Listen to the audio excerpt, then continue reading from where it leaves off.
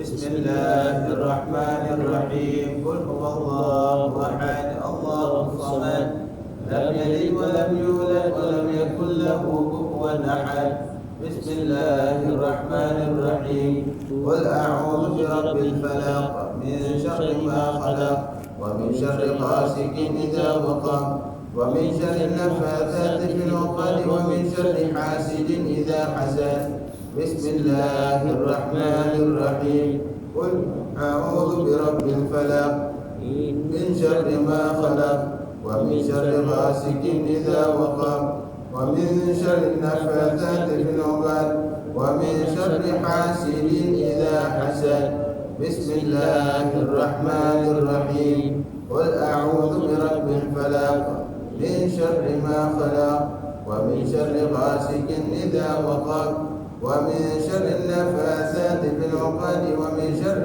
حاسد إذا حسد بسم الله الرحمن الرحيم قل أعوذ برب الناس ملك الناس إله الناس من شر الوسواس الخناس الذي يوسوس في صدور الناس من الجنة والناس بسم الله الرحمن الرحيم قل أعوذ برب الناس ملك الناس إله الناس من شر الوسواس الخناس الذي يوسوس في صدور الناس من الجنة والناس بسم الله الرحمن الرحيم قل أعوذ برب الناس ملك الناس إله الناس من شر الوسواس الخناس الذي يوسوس في صدور الناس من الجنة والناس رب أعوذ بك من همزات الشياطين وأعوذ بك رب أن يحضرون رب أعوذ بك من همزات الشياطين وأعوذ بك رب أن يحضرون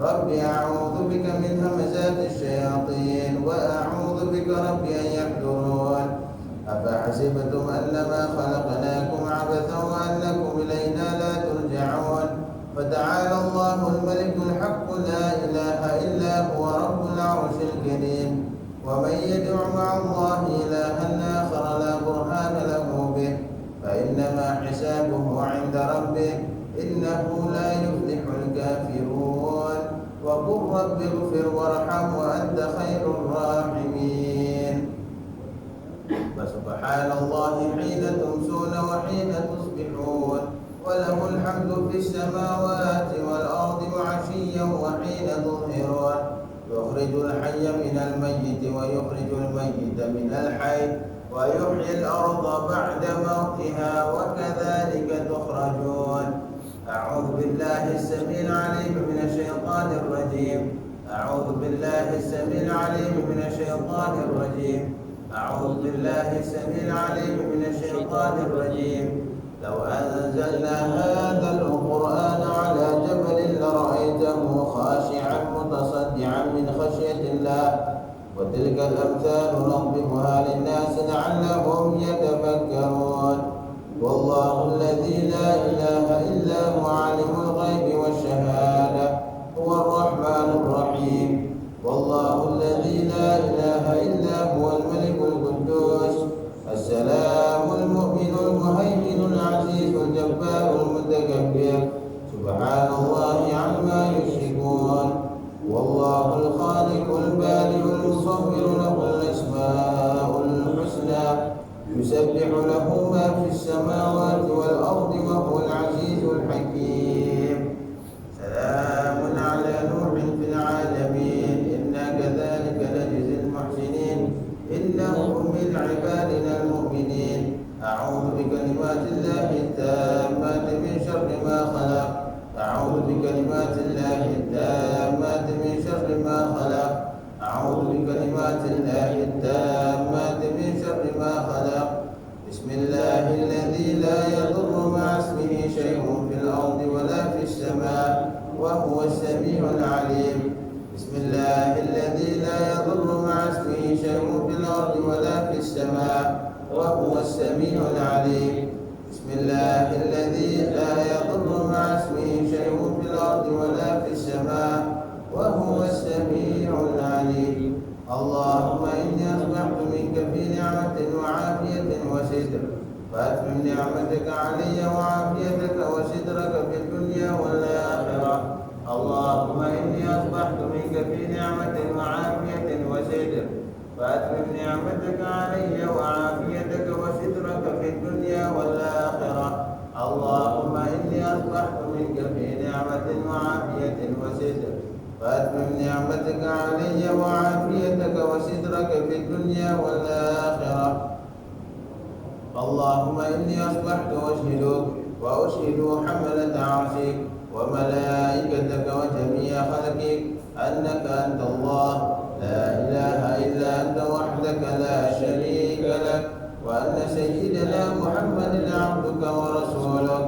اللهم إني أصبحت أشهدك وأشهد حملة عرشك وملائكتك وجميع خلقك أنك أنت الله لا إله إلا أنت وحدك لا شريك لك، وأن سيدنا محمد عبدك ورسولك. اللهم إني أصبحت أشهدك وأشهد حملة عرشك وملائكتك وجميع خلقك أنك أنت الله لا إله إلا أنت وحدك لا شريك لك، وأن سيدنا محمد عبدك ورسولك. اللهم إني أصبحت أشهدك وأشهد حملة عرشك وملائكتك وجميع خلقك أنك أنت الله لا إله إلا أنت وحدك لا شريك لك، وأن سيدنا محمدا عبدك ورسولك. الحمد لله رب العالمين حمدا يوافي نعمه ويكافئ مزيدا. الحمد لله رب العالمين حمدا يوافي نعمه ويكافئ مزيدا. الحمد لله رب العالمين حمدا يوافي نعمه ويكافئ مزيدا. آمنت بالله العظيم وكفرت بالجبت والطاغوت واستمسكت بالعروة الوثقى لا انفصام لها والله سميع عليم. آمنت بالله العظيم وكفرت بالجبت والطاغوت واستمسكت بالعروة الوثقى لا انفصام لها والله سميع عليم.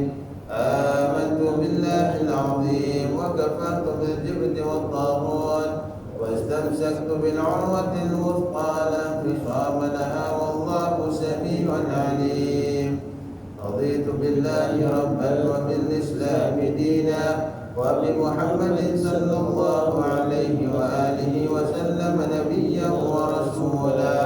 رضيت بالله ربا وبالإسلام دينا وبمحمد صلى الله عليه وآله وسلم نبيا ورسولا.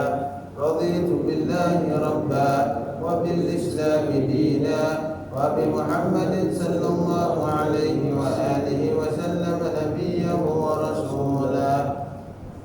حسبي الله لا إله إلا هو عليه توكلت وهو رب العرش العظيم.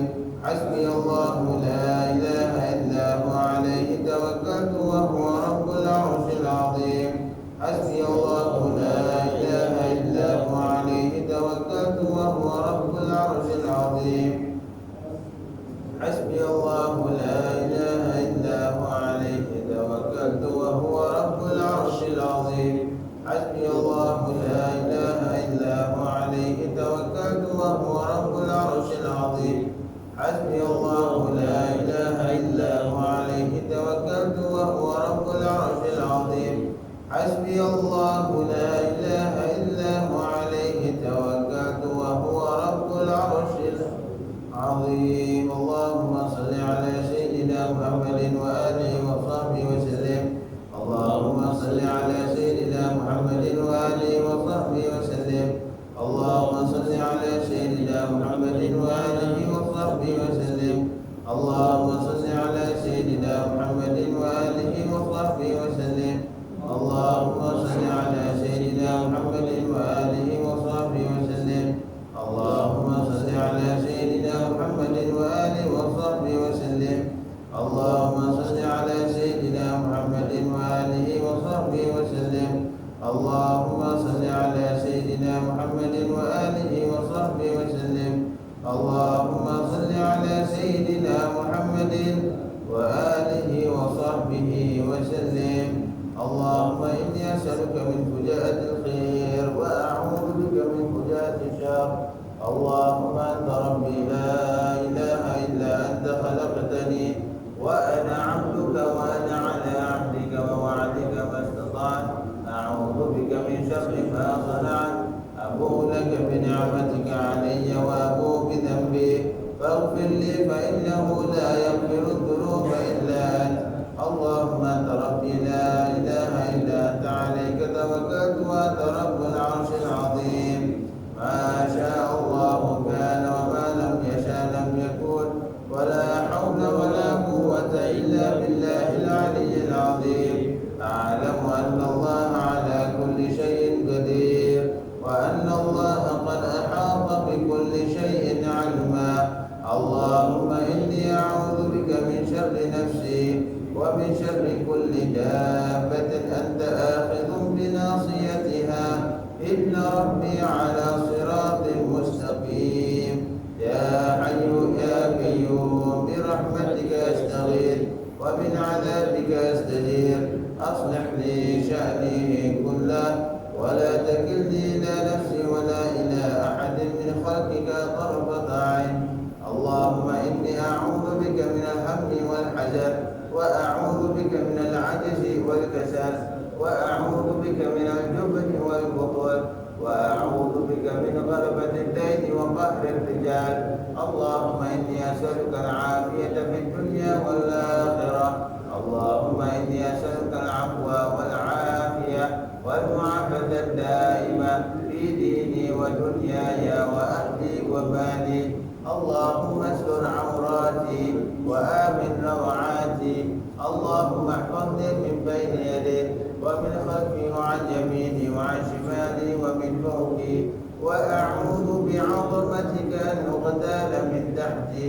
اللهم أنت خلقتني وأنت تهديني وأنت تطعمني وأنت تسقيني وأنت تميتني وأنت تحييني وأنت على كل شيء قدير.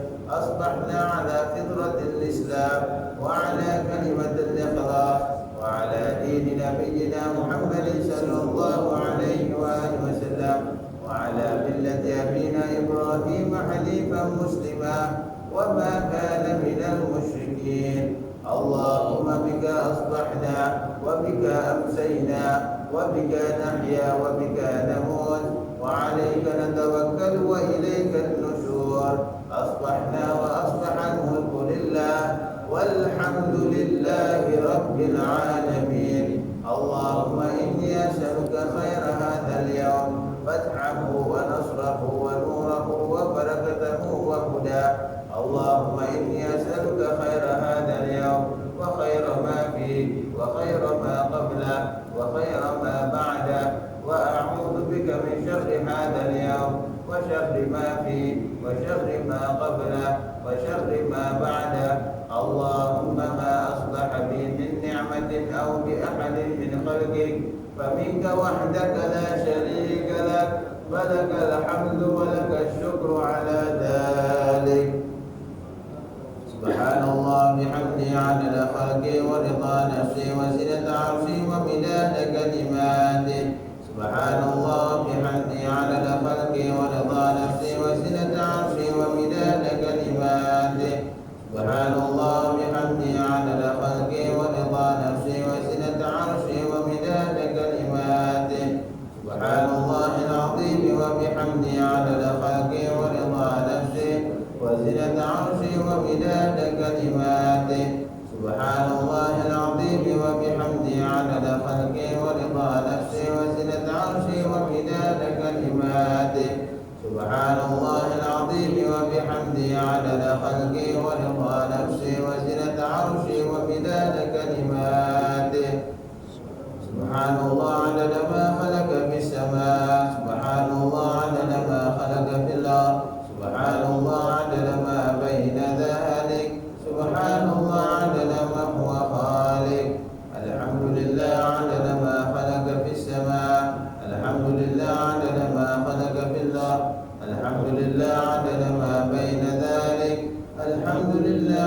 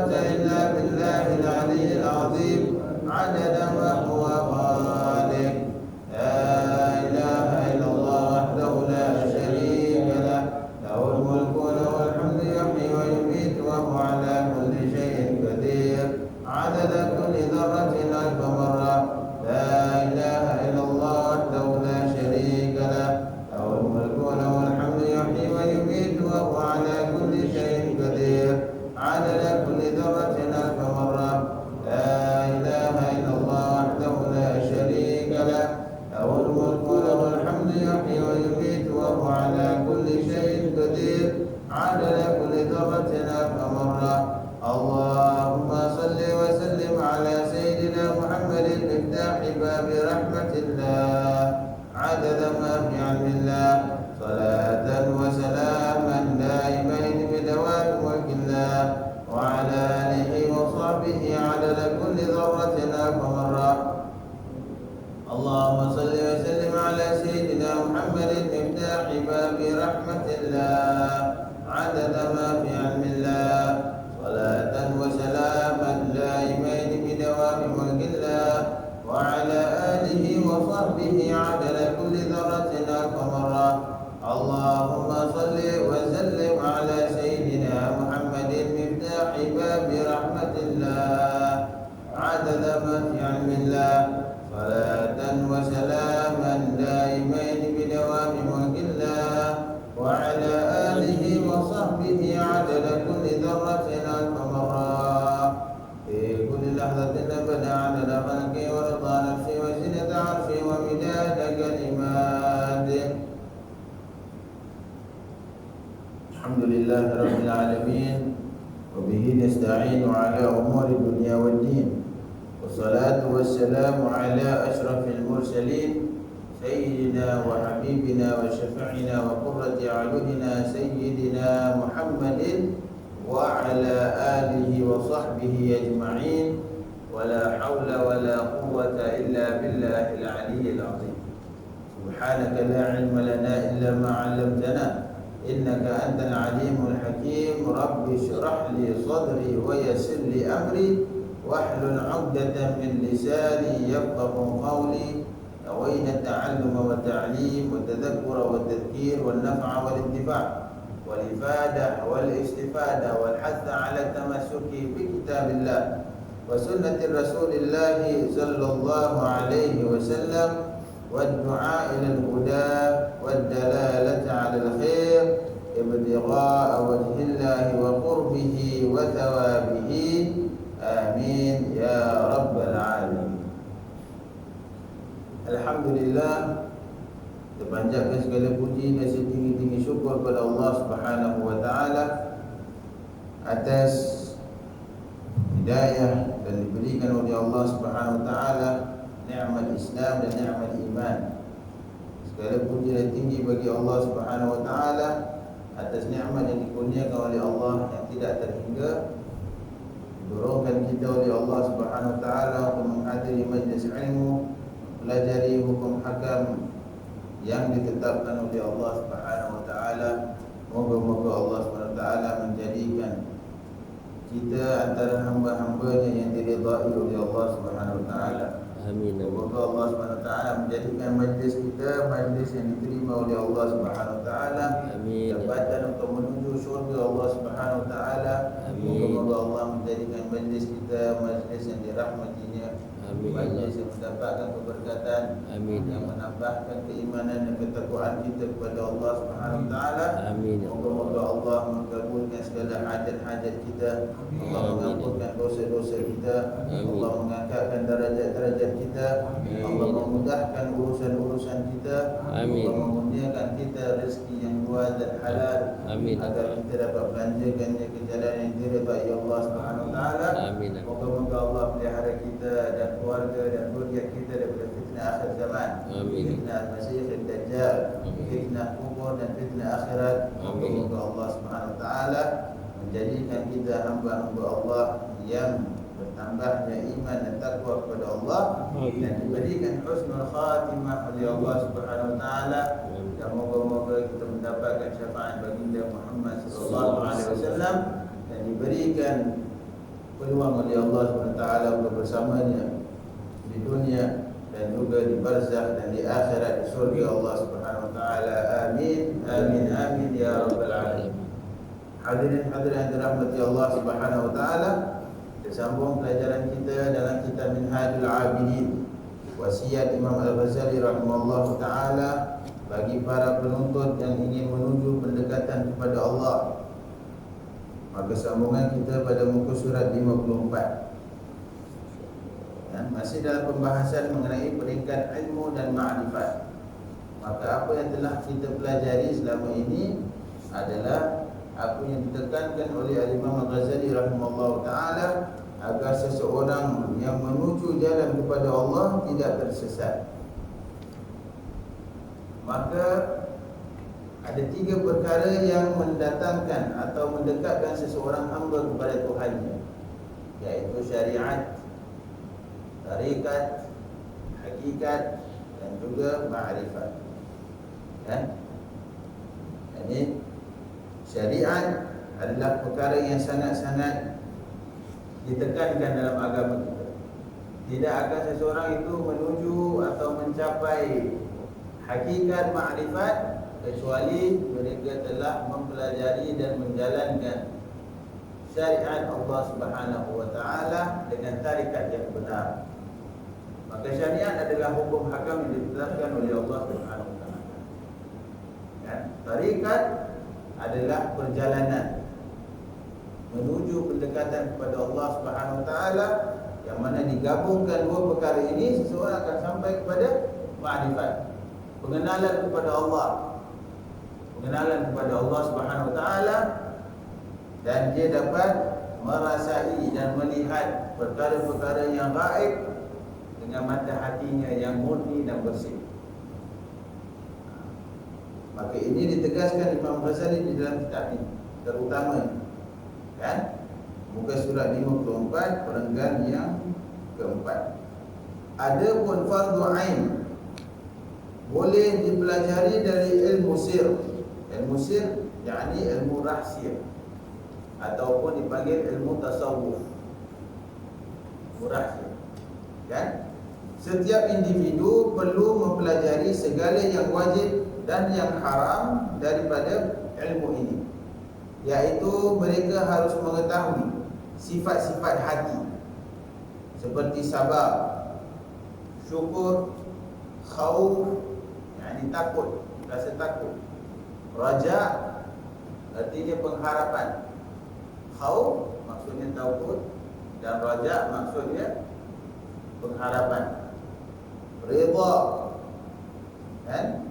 kemudian zuhud, merasa zuhud, dan juga qanaah, merasa cukup dengan apa yang ada, mengetahui kemurahan Allah Subhanahu wa taala, berbaik sangka kepada Allah dan orang lain, dan husnul dhan, sangkaan yang baik terhadap Allah Subhanahu wa taala, dan juga sangka baik terhadap makhluk Allah Subhanahu wa taala. Ini 2 perkara harus bersamaan. Seperti mana telah kita selalu mendengarnya, firman Allah Subhanahu wa taala dalam hadis kursi, ana 'inda dhanni 'abdi bi. Aku ini sesuai dengan apa yang disangkakan hamba-Ku terhadapku. Kalau seseorang sangka baik terhadap Allah Subhanahu wa taala, dia akan mendapatkan kebaikan dalam semua perkara yang ditakdirkan Allah Subhanahu wa taala. Apa yang diberikan oleh Allah dari nikmat dan juga daripada musibah, semuanya sangkaannya baik terhadap Allah Subhanahu wa taala, maka dia akan mendapatkan. Sesiapa yang bersangkaan tidak baik, merasakan Allah Taala mengazabnya, Allah tak suka pada dia, Allah benci dia, Allah tak ampunkan dosa dia, maka dia akan dapatkan perkara itu daripada Allah. Sebab apa? Sangkaan dia. Ini sangkaan seorang hamba terhadap Allah Subhanahu wa taala. Begitu juga sangkaan seorang manusia terhadap manusia yang lain, yang hanya boleh kita mencapaikan darjat pendekatan kepada Allah apabila kita merasakan sangka baik terhadap sesama manusia. Jangan sangka buruk. Jangan sangka buruk. Itu firman Allah Subhanahu wa taala, ya ayyuhalladzina amanu, wahai orang-orang yang beriman, orang yang benar-benar beriman, orang yang benar-benar ingin jadi orang yang beriman, ijtanibu katsiran minadh-dhann, jauhilah kamu semua daripada kebanyakan sangkaan, sangka. Allah tak suruh jauhkan diri daripada sangka buruk, tau. Allah suruh jauhkan diri daripada sangka. Kerana apa? Inna ba'dadh-dhanni ith, kebanyakan sangkaan itu buruk. Siapa antara kita yang selalu sangka baik? Jarang. Selalunya kita sangka buruk terhadap sesama manusia. Walau suami terhadap isteri, isteri terhadap suami, ayah terhadap anak-anaknya, anak-anak terhadap ayahnya. Begitu juga dengan teman-teman, apatah lagi dengan orang yang tak kenal. Kan, sangkaan buruk banyak contoh-contoh yang ada. Orang yang banyak hatinya sangkaan buruk, maka itu akan sentiasa menjauhkan dia daripada Allah Subhanahu Wa Taala.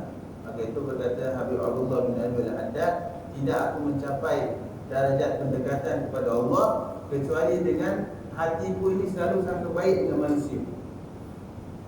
Hati dia selalu sangka baik dengan manusia.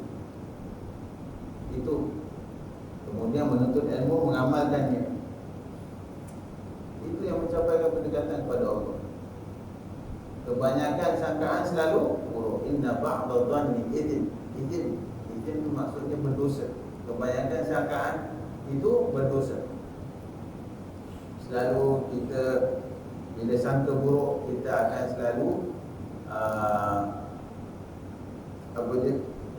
bila orang tu selalu sangka buruk, hati dia tak boleh tenteram. Nak hidup macam mana? Kerana satu sama lain yang sangka buruk ni, maka Allah Subhanahu Wa Taala suruh jauhkan. Ini wajib dia belajar dan diamalkan. Dan ikhlas dan sebagainya, itu adalah sebahagian dari sifat-sifat hati yang mesti diketahui. Bukan sahaja dia tahu, dia amalkan oleh setiap individu di dalam rangka menjadi hamba Allah yang baik. Nak jadi hamba Allah yang baik, dia mesti amalkan.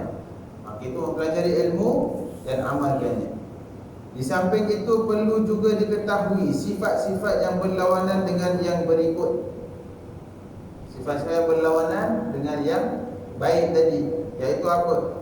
Seperti terlalu takut, membenci takdir Allah, dan menginginkan kehidupan bersenang-senang yang kekal di dunia. Sedangkan dia tidak mungkin terjadi kerana di dunia tidak ada kesenangan yang sempurna dan tidak ada yang kekal abadi. Ini hakikat hidup. Seseorang itu harus mengetahui bahawa dirinya, penghujungnya adalah kematian. Yang mana kematian itu adalah permulaan perjalanannya ke akhirat. Perjalanan hidup yang sebenar. Ini hidup kita ni bukan hidup yang sebenar,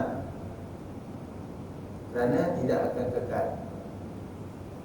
Ma 'indakum yanfad wa ma 'indallahi baq. Apa yang ada di sisi kamu pasti akan sirna, hilang, akan ditinggalkan. Wa ma 'indallahi baq. Akan tetapi apa yang ada di sisi Allah pasti akan kekal. Penerangan tafsir para ulama mengenai ayat berikut, wa ma 'indallahi baq, artinya apa yang kita nafkahkan, apa yang kita sedekahkan, apa yang kita berikan daripada masa kita, daripada harta kita, daripada amalan kita, daripada ibadah kita untuk Allah, itu yang kekal. Apa yang kita simpan, semuanya akan hilang. Harta yang kita tinggal, itu akan jadi milik waris. Rumah yang kita bina akan jadi milik waris. Semua apa saja, jawatan yang kita ada akan kita tinggalkan. Semua perkara-perkara yang bukan kerana Allah SWT akan hilang. Ma 'indakum yanfad wa ma 'indallahi baq. Wa lanajziyanna alladhina sabaru ajrahum bi ahsani ma kanu ya'malun. Dan pasti Allah akan membalaskan orang-orang yang buat baik dengan balasan yang sempurna. Nah, jadi terdapat satu riwayat, ini kisah Imam Ghazali ceritakan. Kononnya, ini satu riwayat, pada zaman Bani Umayyah bertakhtalah seseorang maharaja yang menginginkan kenikmatan yang tidak ada sebarang cacat cela walaupun sepalit. Ini orang yang dalam keadaan bahaya. Maka itu Nabi selalu pesan, khairul umur awsatuha. Dalam apa sahaja perkara seseorang tu buat, harus selalu sederhana. Nak cinta orang, jangan terlalu cinta. Nak benci orang, jangan terlalu benci. Ya? Itu pun Nabi sallallahu alaihi wasallam sabda dalam hadis ini. Kan? Cintalah kamu sesiapa sahaja kamu ingin cintai. Senang-senanglah kamu sebanyak mana yang kamu ingin bersenang-senang. Akan tetapi sedarlah bahawa masa apabila sampai semuanya akan tinggalkan dunia. Ini orang yang riwayatkan Imam Ghazali ini orang yang selalu inginkan kesempurnaan dalam apa sahaja dia buat. Ini kira apa tau? Obsessive compulsive disorder. Ini penyakit Itu penyakit hati tu. Dia selalu nak perfect dalam apa dia buat. Pernah tak jumpa orang macam itu? Pastinya. Mungkin dalam keluarga kita, mungkin dengan teman-teman kita. Ini yang bangsa memang sakit kuat. Dia sakit kuat. Orang yang OCD ni sakit kuat. Kerana apa? Semuanya dia nak sempurna. Masya Allah. Masalah besar. Apa sahaja dia fikir, dia nak sempurna. Apa sahaja dia dapat, dia nak dalam keadaan sempurna. Tapi apa dia beri, dah tentu bukan dalam keadaan sempurna. Sebab dia nama dia penyakit. Jadi orang, itu sebab kan dia panggil disorder kan. Sakit lah. Orang yang ada obsessive compulsive disorder ni tuan-tuan, kalau you jumpa dia, atas gelas ni pun dia nak betul-betul tepi. Dia boleh tolong otak. Ini sakit. Orang yang selalu dalam keadaan obsessive compulsive disorder ni, kan, itu kata para ulama, mereka sentiasa dalam keadaan mengazab diri. Sebab apa? Dia tak pernah rasa tenang dengan apa dia buat. Apa dia buat, dia tak rasa tenang. Apa orang buat untuk dia, dia tak akan rasa tenang. Tak akan rasa cukup. Jadi ini kisah ni mengenai seorang raja. Apa dia buat? Dia mengumpulkan isteri-isterinya yang cantik. Dia kumpulkan isteri-isterinya yang cantik dan memilih di antara mereka yang paling cantik dan yang paling disayangi. Apa dia buat?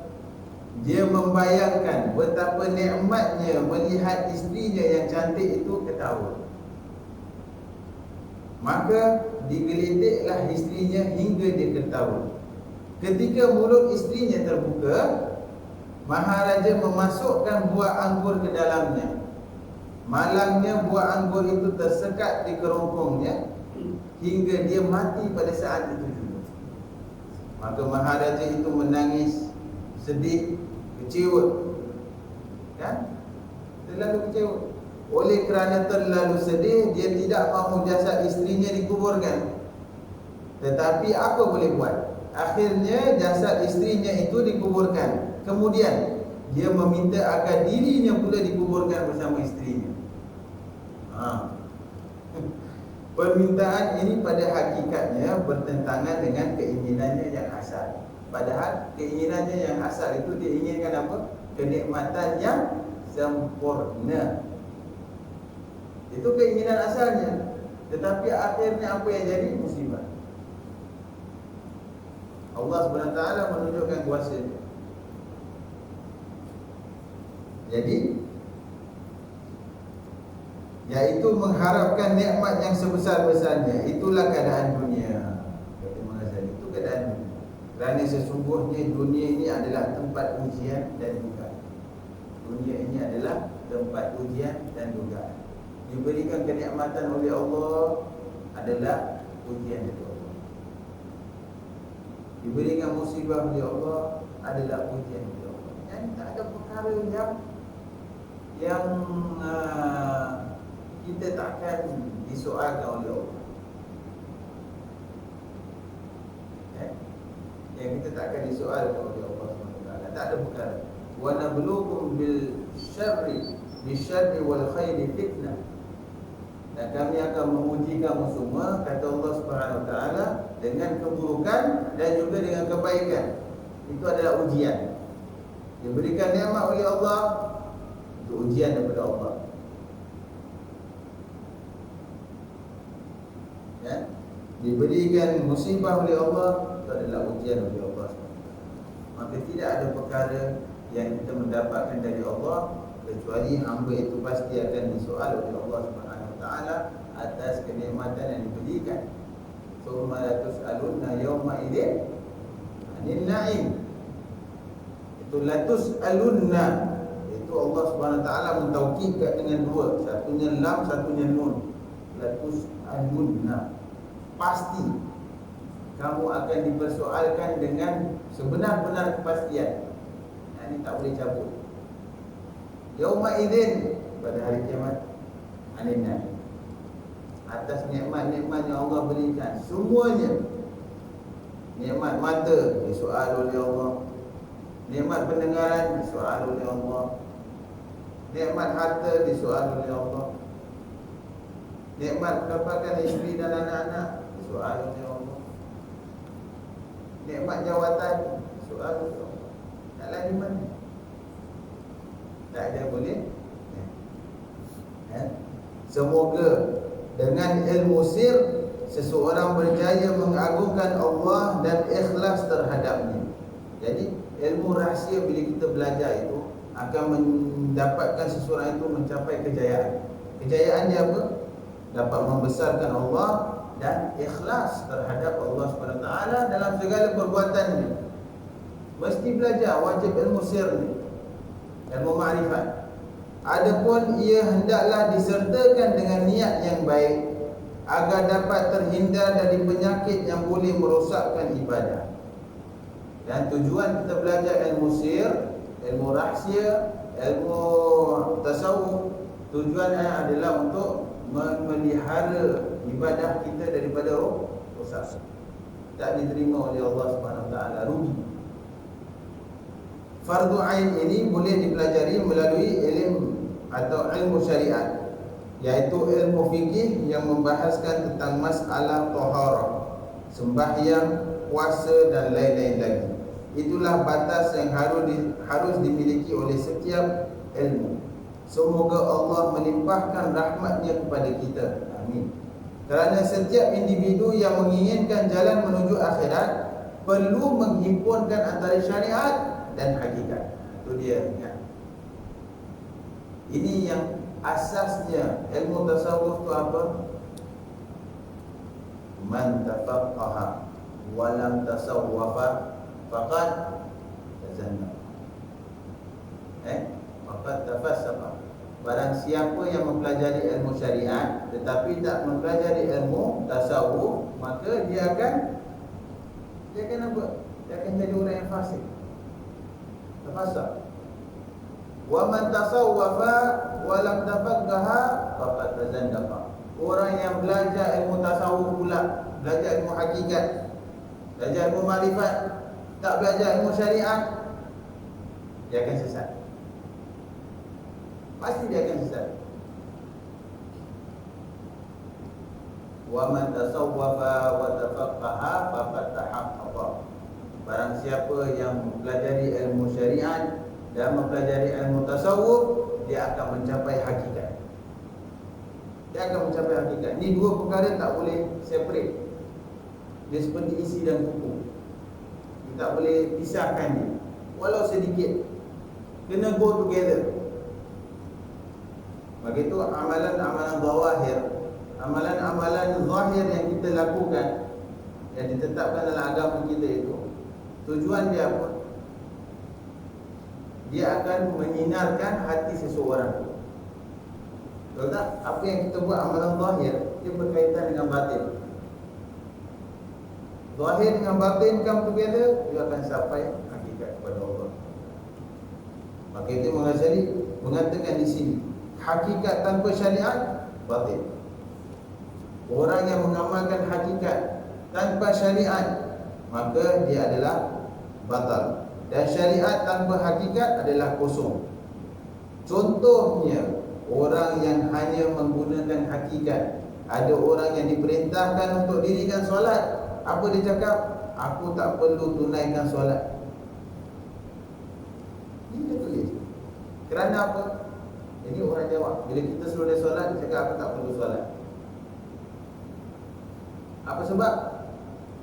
Kerana jika telah ditetapkan dalam Lauhul Mahfuz, aku pasti masuk syurga, walaupun tanpa mendirikan sembahyang sebaliknya, walaupun tanpa mendirikan sembahyang. Dia cakap dia tak perlu solat kerana Allah dah tetapkan. Allah dah tetapkan sebelum seseorang manusia itu lahir di atas muka bumi ini, Allah SWT dah tetapkan beberapa perkara. Kan? Antaranya Allah dah tetapkan tempatnya, sama ada dia tu ahli syurga ataupun ahli neraka. Dia Allah dah tahu. Allah yang mencipta dia. Hakikatnya begitu. Tapi Allah SWT menurunkan Nabi SAW untuk mengajarkan kita ilmu syariat. Kerana dengan syariat, seseorang itu boleh capai kedudukan hakikat. Tanpa syariat tak boleh. Jadi kalau orang yang kita suruh dia lakukan solat, kemudian dia beri jawapan yang ini, kata dia apa? Aku tak perlu menunaikan solat kerana jika telah ditetapkan dalam Lauhul Mahfuz, aku pasti masuk syurga walaupun tak mendirikan solat. Sebaliknya, jika Allah tetapkan aku sebagai orang yang celaka, tentu aku dimasukkan ke dalam neraka walaupun aku solat. Jadi apa? Dia ambil keputusan, lagi baik aku tak payah solat. Keputusan sendiri dia buat. Begitulah celakanya seseorang yang hanya berpegang kepada hakikat dengan meninggalkan syariat. Dia celaka, halak, binasa. Orang-orang zaman dahulu menyebutnya sebagai ahli hakikat tanggung. Jika pada binatang, tanggung itu bererti haiwan yang belum berbulu. Para ahli hakikat tanggung itu menganggap bahawa dirinya itu benar, padahal syariat adalah perintah Allah untuk mendapatkan rahmatnya. Betul. Tujuan kita melakukan amal soleh, kebaikan yang diajarkan Allah dan Rasulnya, Allah suruh buat untuk apa? Supaya kita mendapatkan rahmat Allah. Padahal seseorang itu masuk syurga bukan dengan amal ibadah dia. Dia masuk syurga kerana rahmat Allah. Maka itu Allah SWT melalui Nabi-Nya SAW mengajarkan kita cara-cara mendapatkan rahmat Allah. Menghadiri majlis ilmu yang bermanfaat, kemudian mendirikan solat, kemudian berpuasa, mengeluarkan zakat, membersihkan hartanya, bersedekah. Ini semua perjalanan syariat. Membaca Quran, membaca zikir, semuanya diajarkan Nabi untuk apa? Supaya orang itu mendapatkan rahmat dari Allah Subhanahu wa taala. Dengan rahmat tersebut, dia insya-Allah akan dimasukkan syurga oleh Allah. Maka itu Allah SWT dalam Al-Quran Al-Karim, beberapa banyak ayat dalam Al-Quran Allah selalu berpesan, walladzina amanu wa 'amilus solihati lahum jannatun tajri min tahtihal anhar. Kan? Innal ladzina amanu wa 'amilus solihati sayudkhiluhumul jannah. Dia akan dimasukkan dalam syurga. Orang yang beriman, beramal soleh. Dia iman, dia amal soleh, tak berpisah. Orang yang beriman dengan orang yang beramal soleh, dia akan dimasukkan dalam syurga Allah. Dia akan mendapatkan rahmat Allah. Dia akan dapat melihat Allah Subhanahu wa taala. Faman kana yarju liqa'a rabbih, akhirnya surah Kahfi Allah Taala firman apa? Faman kana yarju liqa'a rabbih falyamal 'amalan salihan wa la yusyrik bi'ibadati rabbih ahad. Barang siapa yang berharap untuk bertemu dengan Allah Subhanahu wa taala dan melihat Allah, falyamal 'amalan salihan, maka dia harus melakukan amalan-amalan yang baik. Ini amalan-amalan baik yang diajarkan Allah dan Rasul. Nabi SAW, seorang Nabi, seorang Rasul, seorang yang dijanjikan dan dipastikan syurganya, sudah diperlihatkan syurganya, sudah diketahui kedudukannya, tetap menjalankan syariat. Bila masa Nabi SAW tinggalkan solat? Solat fardu sahaja tidak ditinggalkan. Solat sunnah sahaja tidak ditinggalkan, apa lagi solat fardu? Dan Nabi sangat tekankan solat fardu dalam keadaan berjamaah, solat sunnah bersendirian. Sehingga beberapa banyak riwayat yang kita baca, Sayyidatina Aisyah radhiyallahu anha meriwayatkan Nabi sallallahu alaihi wasallam apa tu? Beliau solat sehingga kakinya bengkak. Tahu? Kita solat pun kaki tu bengkak. Bengkak pasal banyak jalan, jalan. Begitu dia kaki bengkak. Nabi sallallahu alaihi wasallam kakinya bengkak tu solat. Bayangkan tuan-tuan. Saksikan Sayyidatina Aisyah radhiyallahu anha. Jawapan Nabi bila ditanyakan, Sayyidatina Aisyah tanya, "Ya Rasulullah, kenapa kau solat sehingga kaki kau bengkak sedangkan dosamu telah diampunkan sebelum dan selepasnya dan kamu sudah dijanjikan syurganya?" Jawapan Nabi sallallahu alaihi wasallam, "Afalam an akuna 'abdan syakura." Apakah aku tidak boleh menjadi seorang hamba yang syukur kepada Allah? Tujuan dia lakukan solat tu kerana menambahkan kesyukuran dia kepada Allah Subhanahu Wa Taala. Subhanallah. Itu Nabi sallallahu alaihi wasallam yang tak pernah tinggalkan syariat. Nabi juga bersedekah, Nabi juga beri zakat, Nabi juga puasa sebanyak-banyaknya. Semua Nabi buat. Itu Nabi dan Rasul. Ya ahli tasawuf yang mengaku-ngaku ni tak nak buat. Tak masalah usaha. Dan tentu salah. Tapi ini mesti berjaga-jaga. Jangan kita sangka orang macam gini tak ada. Ada tuan-tuan, banyak. Bukan sikit.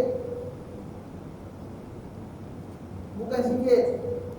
Kalau kita pernah jumpa, kita sendiri heran. Macam mana orang ni boleh ada sebenarnya? Kita pun heran. Tak tahu mana dia datang. Apa?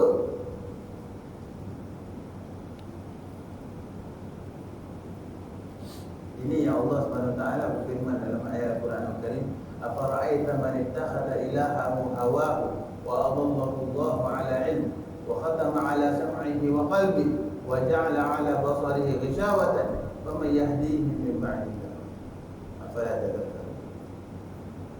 Apakah engkau tidak melihat mereka yang mengambil hawa nafsunya sebagai Tuhannya?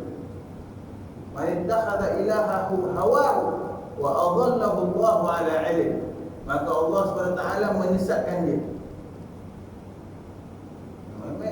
Orang yang ikut sangat hawa nafsu dia, sebab bisikan hawa nafsu dia ditipu oleh syaitan. Dia mendapatkan bisikan syaitan, dia ikut bisikan syaitan.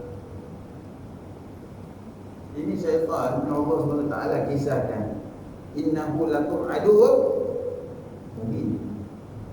Kan? Dalam surah Yasin kita baca, wala tattabi'u khutuwati syaitan innahu lakum aduwwun mubin wa an i'buduni hadza siratun. Ini syaitan yang Allah SWT dah beritahu dia ini adalah musuh kamu yang nyata. You mesti ambil syaitan sebagai musuh, tak boleh nak kawan dengan dia.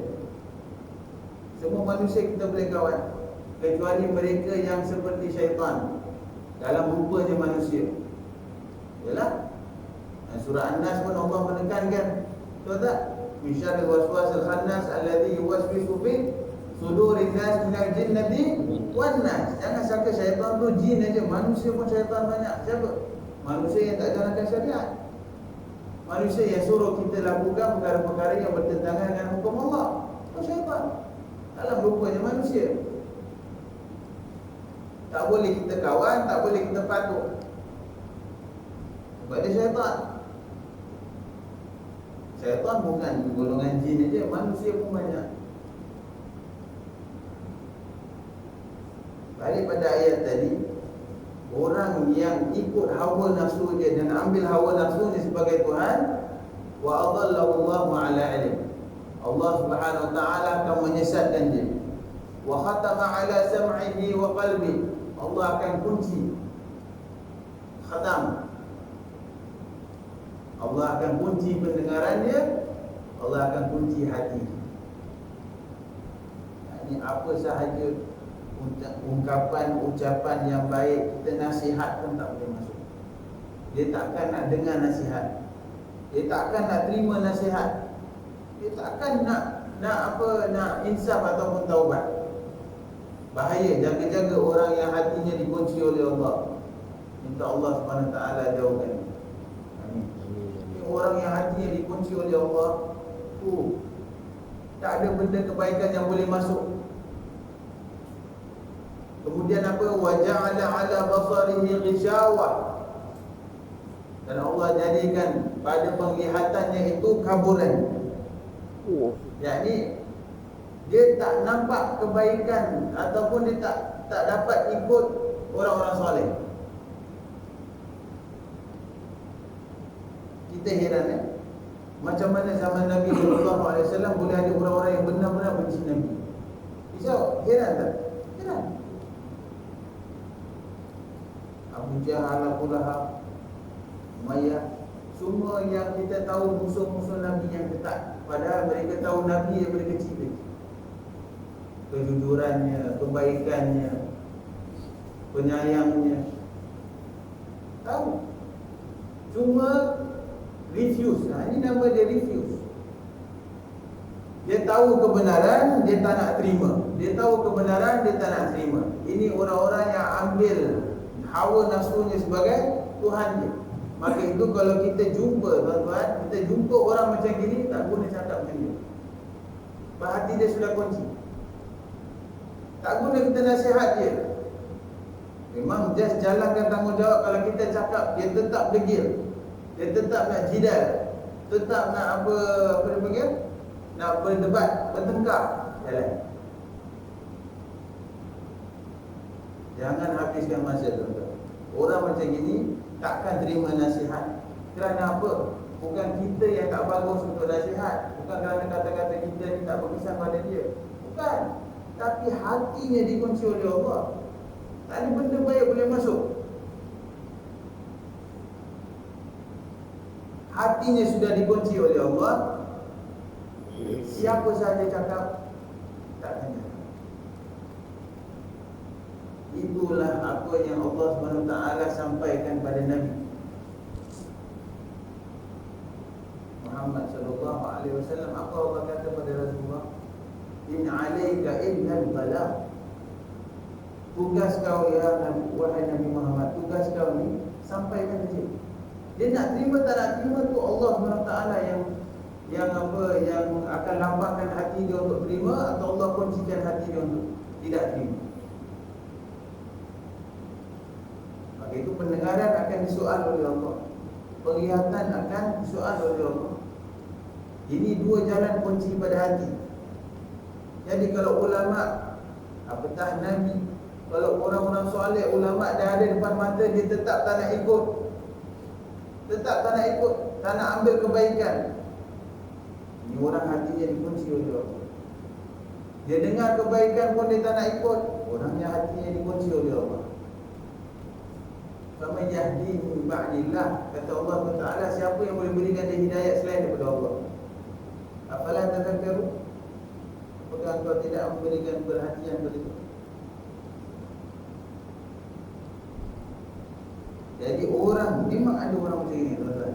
Jangan kita sangka tak ada. Banyak. Bila kita suruh dia solat, cakap aku tak perlu solat. Kalau Allah dah tetapkan aku masuk neraka, walaupun aku solat, aku tak masuk neraka. Kalau Allah tetapkan aku masuk syurga, aku tak solat pun aku masuk syurga.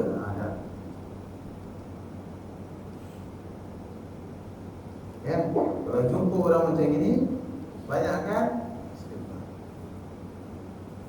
hanya berdoa pada Allah SWT untuk memberikan dia hidayah. Kita tak boleh buat apa-apa.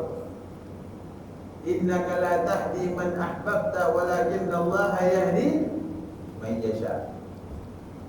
Sesungguhnya engkau, wahai Muhammad, tidak boleh memberikan hidayah pada orang yang kamu sayang. Memang Nabi SAW cinta pada umat dia, tapi tetap antara umat dia ni ada yang engkar pada dia. Sebab Nabi tahu siapa yang engkar pada dia, dia akan dimurkai oleh Allah, dia akan diumpankan dalam neraka selama-lamanya.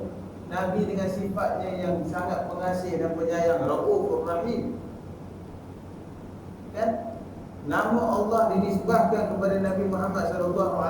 Laqad ja'akum rasulun min anfusikum azizun alaihi ma anittum harisun alaikum bil mu'minina raufur rahim. Fa in tawallaw faqul hasbiyallahu la ilaha illa hu alaihi tawakkaltu wa huwa rabbul arsyil azim.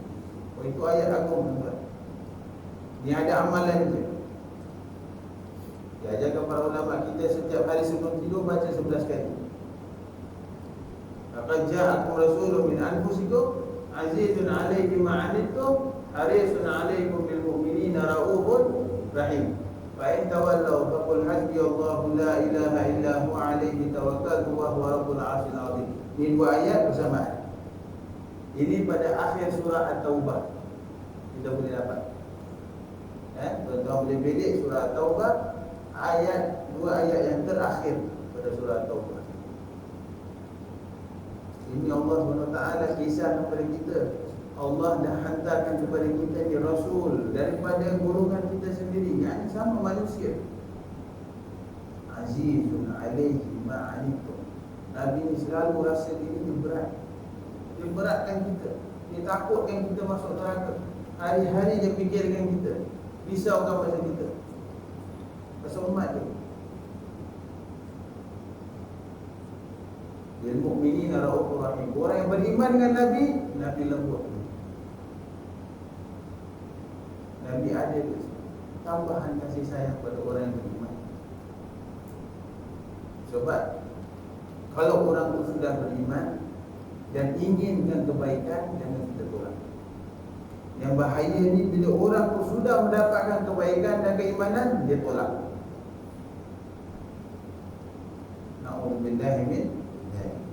Jadi itu kata Imam Ghazali, ini celaka orang yang hanya berpegang kepada hakikat, ditinggalkan syariat. Adapun nikmat masuk syurga itu adalah semata-mata kerana kurniaannya dan bukan kerana amalan kita. Ya, amalan kita tak ada apa-apa. Dengan kita punya sibuk kerja, dengan kita punya sibuk buang masa, dengan kita punya sibuk berlalai, terlalu banyak lalai, tuan-tuan. Siapa antara kita yang benar-benar diberikan diberikan umur oleh Allah? Umur itu kita menggunakan masanya dengan sebenar-benar baik, benarnya adalah kebaikan. Maka itu banyak dosa-dosa kita yang tersembunyi. Dosa yang zahir dah banyak, dosa yang tersembunyi lagi banyak. Betul? Ini kerana jika kita solat 1000 tahun sekalipun, ia masih belum cukup untuk membayar nikmat sebelah mata. Satu nikmat penglihatan mata saja tak boleh kita nak bayar Allah SWT. Orang yang tak dapat lihat sanggup melakukan operasi ratusan ribu untuk apa? Nak dapat nikmat melihat ni. Kita ya Allah SWT berikan nikmat penglihatan tanpa apa-apa tuntutan. Allah cuma arahkan kita sembah Dia, mengagungkan Dia. Kita tak bersyukur pada Allah. Terlalu banyak nikmat. Ini yang Allah SWT selalu ingatkan. La in syakartum la azidannakum wa la in kafartum inna azabi lasyadid. Seandainya engkau bersyukur, cara-cara bersyukur kepada Allah ni dengan melaksanakan syariat Allah. Itu cara syukur. Diberikan harta oleh Allah, belanja pada jalan Allah. Diberikan kesihatan oleh Allah, ibadah pada jalan Allah. Semuanya untuk Allah Subhanahu Wa Taala. Itu tanda seseorang itu bersyukur kepada Allah. Maka itu kalau dia bermaksiat kepada Allah, artinya dia menggunakan nikmat yang diberikan Allah untuk melakukan perkara yang dilarang Allah SWT. Itu nama orang yang bermaksiat. nikmat diberikan oleh Allah, dia gunakan tu untuk melakukan perkara yang dilarang oleh Allah SWT. Itu namanya maksiat. Orang yang sentiasa melakukan maksiat, hatinya tak akan diberikan nur oleh Allah. Hatinya tak akan diberikan cahaya oleh Allah. Ya? Jadi orang, kita dah baca pada awalnya kitab ini. Apa kata Nabi SAW?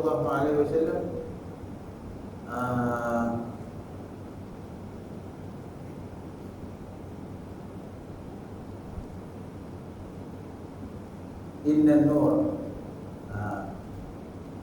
nur idza dakhala al-qalba infataha wa insyarah. Sesungguhnya nur, cahaya, bila dimasukkan oleh Allah SWT dalam hati seseorang, maka dia akan terbuka dan bersinar. Nur, cahaya. Orang nama Nur. Tak, ni Nur, Nurullah. Nur daripada Allah Subhanahu Wa Taala, cahaya Allah Subhanahu Wa Taala. Allahu nurus samawati wal ard. Mathalu nurihi kamishkatin fiha misbah, al-misbah fil qudar. Ada ayat dalam Al-Quran Al-Karim, Allah Subhanahu Wa Taala firman mengenai nur. Cahaya kalau dah masuk dalam hati seseorang akan diberikan keluasan oleh Allah Subhanahu Wa Taala. Syaratnya apa? Jangan bermaksiat. Tak boleh nak bermaksiat. Kerana maksiat itu akan menghalangkan nur Allah. Betul. Ini guru Imam Syafi'i radhiyallahu anhu telah berikan petunjuk pada Imam Syafi'i. Imam Syafi'i ini dalam bait syairnya, syakautu waqi'in bisu'i hifzi fa arsyadani ila tarkil ma'asi. Aku telah mengadu kepada guru Waqi' mengenai keburukan hafazanku. Imam Syafi'i, dia terlupa sedikit daripada hafazanku. Dia sudah cakap itu perkara buruk.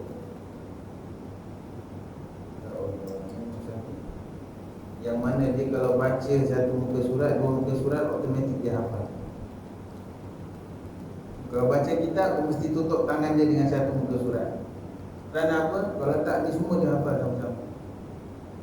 Mesti baca baik-baik. Baca terus hafal. Baca terus hafal. Ini pun dia mengadu pada guru dia kerana apa? Terlupa sedikit daripada hafazannya. Kisahnya, dia terlihat, bukan sengaja lihat, terlihat dalam perjalanan dia menuntut ilmu, terlihat aurat seorang wanita, kaki dia terlihat, tapak kaki.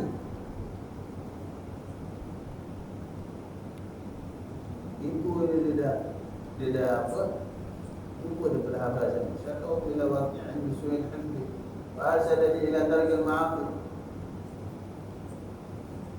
Faqala innal 'ilma nurun. Kemudian dia berkata, sesungguhnya ilmu itu adalah nur. Wa nurullahi la yuhda lil 'asi. Dan nur Allah itu tidak akan diberikan kepada orang yang bermaksiat. Orang yang bermaksiat. Jadi kita kalau hafazan kita macam mana? Yang melarang nur Allah SWT itu adalah maksiat. Maksiat maksudnya melanggar perintah Allah SWT, melakukan perkara yang dilarang Allah SWT, ataupun tidak melakukan perkara yang disuruh Allah SWT, itu pun maksiat. Jadi maksiat ni dia dua makna dia.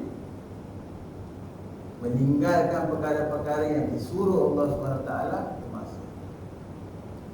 Lagi satu, melakukan perkara yang dilarang Allah SWT itu maksiat.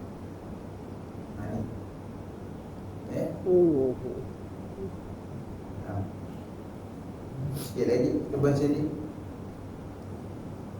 Maka hakikat tanpa syariat adalah jalan yang salah. Hakikat tanpa syariat adalah jalan yang salah. Menurut sejarah, jatuhnya binti kerajaan ahli sunnah terkuat di Indonesia, Demak, adalah disebabkan timbulnya aliran-aliran yang hanya berpegang pada hakikat tanpa syariat. Manakala orang-orang yang hanya berpegang pada syariat menganggap bahawa dirinya akan masuk syurga hanya dengan mengerjakan amalan yang banyak, maka jika dia tidak melakukan sebarang amalan ibadah, dia pasti tidak akan dapat masuk syurga Allah. Alasan seperti ini juga adalah salah. Sayyidina Ali karamallahu wajhah mengatakan orang yang beranggapan bahawa dia akan masuk syurga tanpa amal ibadat adalah berangan. Man dhanna annahu bidunil juhdi yasil ila jannah fahuwa mutaman. Barang siapa yang menyangka bahawa sesungguhnya dia tanpa melakukan mujahadah, yakni amal ibadah, dan dia akan sampai ke syurga, maka itu adalah orang yang berangan. Tanpa dia buat amal ibadah, dia rasa dia boleh sampai syurga. Ini orang berangan saja. Di dalam awang-awangan, orang berangan sendiri. Wa man dhanna annahu bi badlil juhdi yasil ila jannah fa huwa muta'an.